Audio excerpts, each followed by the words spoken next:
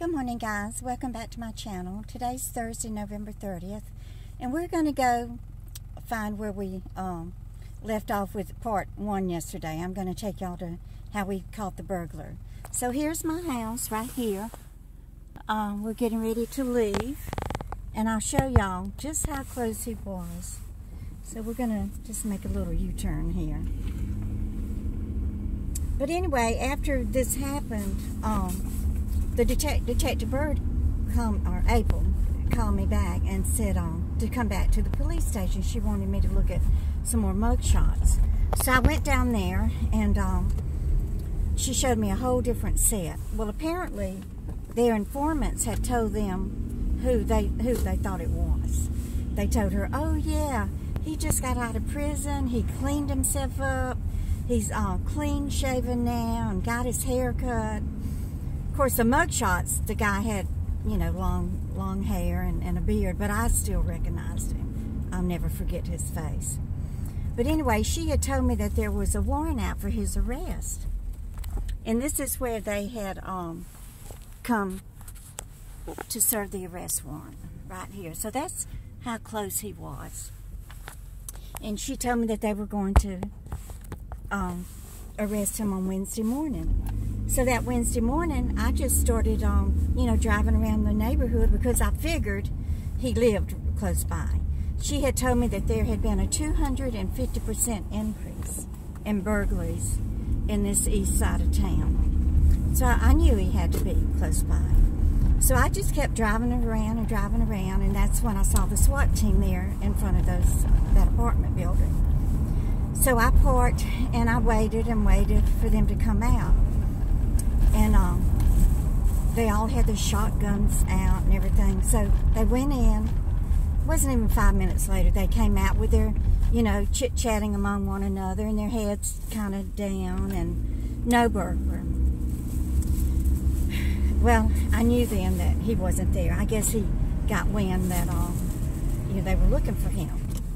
So that whole day, I just kept driving around the neighborhood and driving around the neighborhood.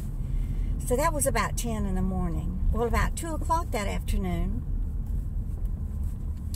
I was driving down that same street there. And you'll see that this is a little one-way street right here.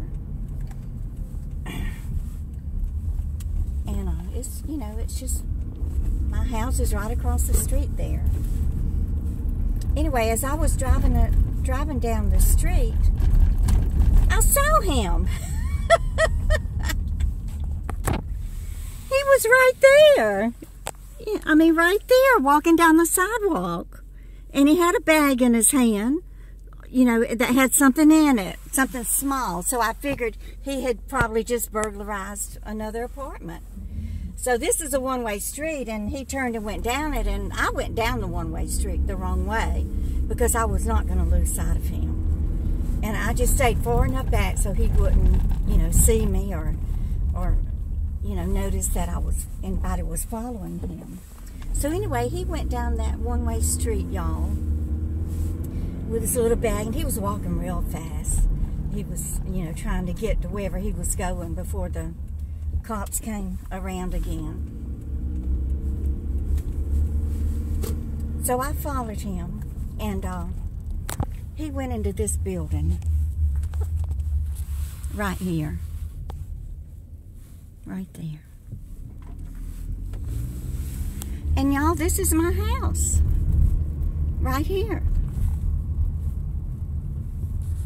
So I came down here and turned around real quick. I didn't take my eye off that building the whole time. So I just went right over here and I parked.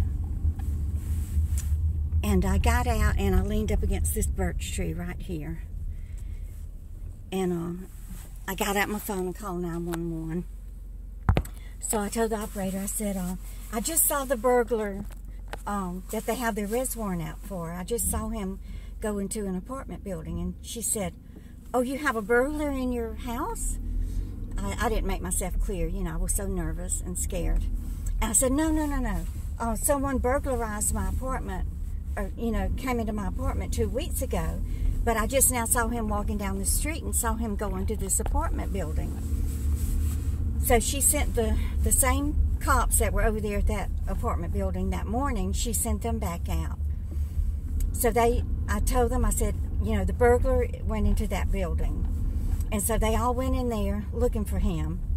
And they came out. I was still leaning up against that birch tree. And the cop came out and said, he's not in there. I said, oh, hell yes, he is. I said, I have not taken my eye off of these doors. He is in there. Go back in there and get him. And so they did. They went back in there.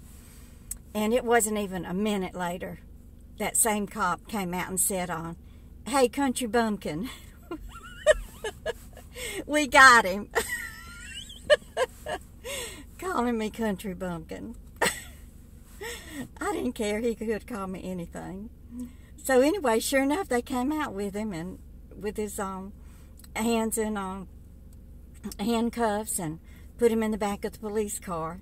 And then they came out with his girlfriend in handcuffs and put her in the back of another police car. So I tell you, I was so relieved because I was really fearful that, you know, he might want to come back and retaliate and maybe hurt me. You know, do what he had threatened to do. He said he could take me out. So, oh, it was such a relief. So then, I guess about several months passed before, you know, they had the date for the trial set and everything. But I will tell y'all all of those circumstances in another video because I don't want my videos to be too long. But it's not nearly as interesting and funny as part 1 and part 2. But thank you so much for showing interest in all of my little stories. I just live a simple life, but I guess sometimes things come along that I do like to share. So thank you for watching and keep on coming back. Thanks, guys. Bye.